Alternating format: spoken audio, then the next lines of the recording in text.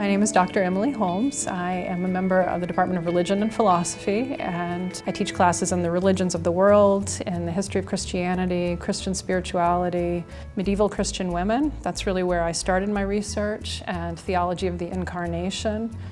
And in more recent years, I've become focused on food justice, food ethics, spirituality of food and eating.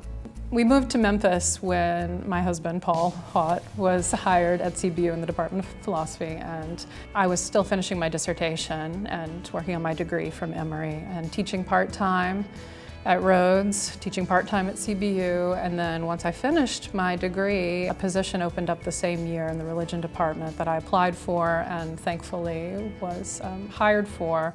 One of the things that stood out to me about CBU is the diversity of our student body. And it's such a joy to teach students from all of those backgrounds because it creates a kind of a whole world inside the classroom that adds to the experience for all the students. They learn from each other as much as they learn from me.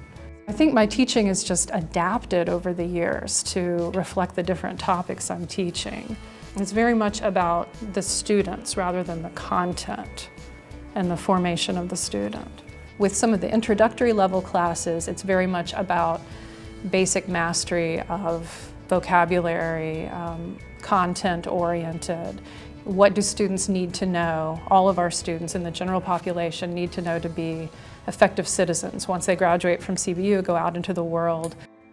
What should they know about Islam? What should they know about Hinduism when they go out and work and one of their colleagues is Muslim or has to leave work early on Friday for the Sabbath? What do they need to know in order to be effective, educated citizens of the United States, which is a religiously pluralistic democracy? This generation is very passionate. They want to make a difference in the world. They care about injustice. They just need a little encouragement that they can get out there and do it. And to know something about the history of religions in the world helps. I think it was about 15 years ago now that I started really paying attention to where my food comes from. I lived in Atlanta at the time and shopped at your DeKalb Farmers Market. And for every produce item, it was labeled where the food came from, what state or what country.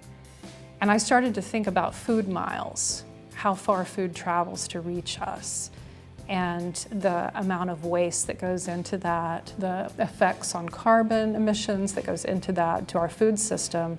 And so I intentionally started making better choices about where I spent my food dollars. Do I want to support my local farmers, or do I want to pay a corporation that is producing something that's not good for me? Since this movement seems to be happening in the United States right now, I want my academic research and teaching to reflect that as well, so that our students are aware of what's going on and part of it. Food is one of those topics that is interdisciplinary by nature, and by teaching about food, we explore economics and history and literature and politics, and it's all right there. It's a great topic to draw students into, to expand their knowledge of the way systems work, the way practices are connected to theory, the way service learning can have an impact on the world around them. To me, Lasallian means three things. It means first that we're part of a community. We are all in it together. We are bound in this web of mutuality, and we are deeply connected, and we have to take care of one another as a community.